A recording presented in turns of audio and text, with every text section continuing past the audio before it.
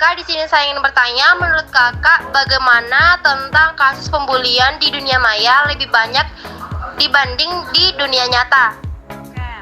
Menurut saya kenapa pembulian ini lebih banyak di dunia maya daripada di dunia nyata itu karena mungkin itu mereka merasa aman dan bebas melakukan pembulian itu dan mereka menggunakan akun-akun palsu untuk menyembunyikan identitasnya. Maka dari itu mereka itu tidak takut ketahuan. Apakah ada contoh kasus pembulian yang Kakak ketahui? Kalau contoh itu banyak ya di media-media sosial, khususnya di akun-akun TikTok itu banyak selebgram TikTok itu menerima berbagai hujatan, berbagai komentar-komentar kasar di akunnya. Kalau contoh kasus di dunia nyata seperti apa? Kalau di pembelian di nyata itu mungkin mereka itu lebih berhati-hati karena mereka melakukan pembelian ini secara langsung.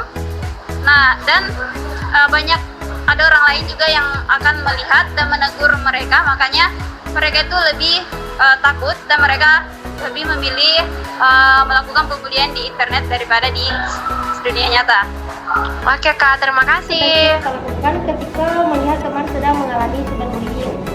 Yang harus dilakukan ketika kita melihat teman di kelas itu dengan cara kita memberikan empati kepadanya dan mendengarkan ceritanya agar dia tidak merasa sendiri, dan membantu dia dalam mengumpulkan bukti-bukti tersebut, dan kemudian saya akan membantu dia dalam melaporkan kasus tersebut ke pihak yang lebih berwenang lagi seperti kepolisian, KPAI, macam itu. Dan yang paling penting itu membantu dia dalam menjaga privasi dan rahasia permasalahan tersebut dari orang lain agar dia merasa lebih aman, kemudian dan rahasianya tidak diketahui di banyak orang lain. Oke Kak. Baik Kak, menurut Kakak itu bagaimana cara remaja agar bijak menggunakan media sosial? Menurut saya itu remaja dalam bijak menggunakan sosial itu yang pertama-tama dia harus sadar dulu, karena tidak semua yang diposting di media sosial itu adalah benar adanya. Yang kedua yaitu biasakan cek dulu apakah berita ini benar atau tidak. Yang ketiga yaitu jangan terlalu sering dalam menggunakan media sosial, maksudnya agar tidak terlalu kecanduan dan tetap menjadi produktif.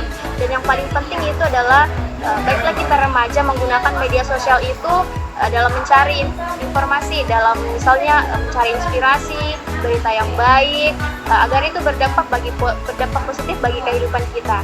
Gitu. Oke Kak, terima kasih Kak. Baik deh, di sini saya mau bertanya tentang apa sih itu tentang pembulian dan pembulian apa saja yang terjadi di sekolah-sekolah atau di lingkungan sekitar kita begitu. Terus bagaimana tanggapannya kalian tentang pembulian? Kalau di sekolah aku Kak, biasa kayak kan lagi sekarang yang eja orang tua, itu biasa ada anak yang tidak suka. Terus yang bully fisik juga sering terjadi. Oke, tentang ejekan nama orang tua sama pembulian fisik. Terus menurut adik-adik itu bagaimana cara untuk larang begitu teman tak biar tidak membuli begitu? Tanggapan tak? Yang tentang meja orang tua,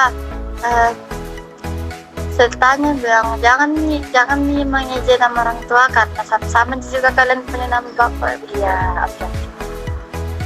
Terus masa cuman dua yang sering terjadi, tidak adakah yang pembulian lain Kak, kayak selalu mengucilkan teman atau kayak bagaimana begitu? Kalau di kelas kan tidak ada sih aman sih. Ya. Oke Pak, terima kasih Di. Khusus kasus pada anak, pelaku dapat dikenai sanksi pasal 80 Undang-Undang Nomor 35 Tahun 2014, ancamannya 3 tahun 6 bulan penjara hingga 15 tahun jika menyebabkan kematian. Adapun hukuman dalam cyberbullying, yang pertama itu berdasarkan pasal 27 ayat 3, pelaku yang melakukan pencemaran nama baik dan menyebarkan hoaks di media elektronik maka dapat dipidanakan selama 4 tahun penjara dan sanksinya itu sekitar 750 juta.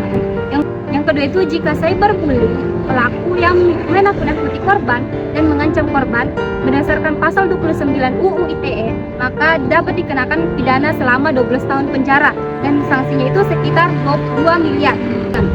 Yang ketiga itu jika cyberbullying masuk pada pengancaman terhadap anak, maka berlaku juga Undang-Undang Perlindungan Anak di mana UU nomor 35 tahun 2014 dengan pidana selama 3 tahun 6 bulan penjara dan sanksinya itu sekitar 72 juta.